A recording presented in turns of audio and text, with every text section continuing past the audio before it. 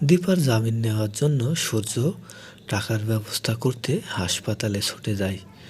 সূর্য ভাবে সেখানে গিয়ে সে তার কর্ম শুরু করলে টাকা পাবে, সে টাকা দিয়ে সূর্যকে সে ছাড়িয়ে আনতে পারবে সেনগুপ্ত বাড়িতে। কিন্তু সূর্য সে চেষ্টা ব্যর্থ হয়ে যায়। তখন হাল ছাড়েনি রূপা।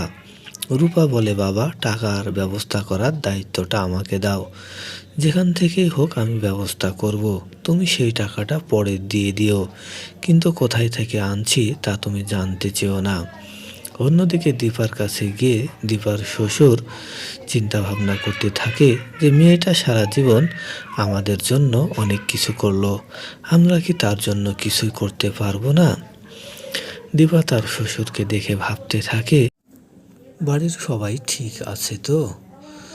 তখন সূর্যের বাবা বলে, আমরা সবাই তোমার পাশে আছি, সূর্য তোমার পাশে আছে, পুরো সেনগুপ্ত পরিবার তোমার পাশে আছে, তাই দীপাকে কোনো চিন্তা করতে হবে না।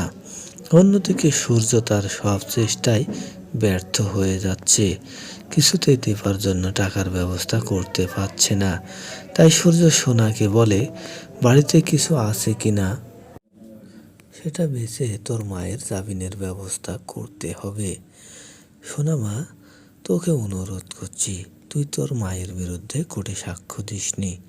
তোর মা তোর ভালোই চাচ্ছে, তুই সেটা যখন বুঝতে পারবি তখন সেটা অনেক দেরি হয়ে যাবে। এমন সময় চলে আসে রুডির মা কুন্তকলা কুমার। তার নামের শেষে কুমার শব্দ শুনে সূর্য আশ্চর্য হয়ে যায় যে সে কুমারবাবুর পরিবারের লোক নয় তো। কুমারবাবুর পরিবারের সাথে সেনগুপ্ত পরিবারের সম্পর্ক আগে থেকেই খুবই খারাপ। তাই তো রুডি প্রতিশোধ নিতেই সেনগুপ্ত বাড়িতে চলে এসেছে সোনাকে হাতে রেখে সেনগুপ্ত বাড়ির সবাইকে পথে বসাতে। কিন্তু সোনা যখন বুঝতে পারবে তখন সেটা অনেক দেরি হয়ে যাবে। সে কথাটাই সূর্য সোনাকে স্মরণ করিয়ে দিলেও সোনা তার বাবাকে বলে যে আমি আমার মাকে দেখেই ছাড়ব, মাকে আমি আজীবন জেলের ভিতরেই রাখবো, মা যেন জেল থেকে বের হতে না পারে, তাই আমি সাক্ষ্য দিব। এমন প্রতিবাদে সূর্য কি করবে ভেবে পায় না। অন্যদিকে কৃষ্ণর কাছে ছুটে চলে যায় রূপা দীপার জামিনের জন্য টাকা আনতে। রূপাকে দেখে কৃষ্ণ জানতে চায় কি হয়েছে।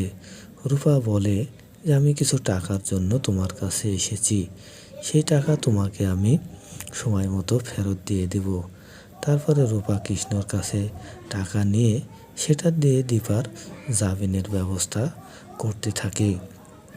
অন্যদিকে রুডির মায়ের চক্রান্ত দেখে আশ্চর্য হয়ে যাবে সেনগুপ্ত পরিবারের লোকজন। রুডির মা যখন কেবিনে ঢুকে রুডির সাথে চক্রান্ত করতে থাকবে যে এই সোনা তার মাকেই অপরাধের জন্য ছাড়ছে না, মাকে জেলের ভিতরে থাকার ব্যবস্থা করছে, তাহলে রুডি তুই যখন ধরা পড়বি তখন এই সোনা কিন্তু তোকেও ছাড়বে না। রুডির চক্রান্ত জেনে যাবে সোনা।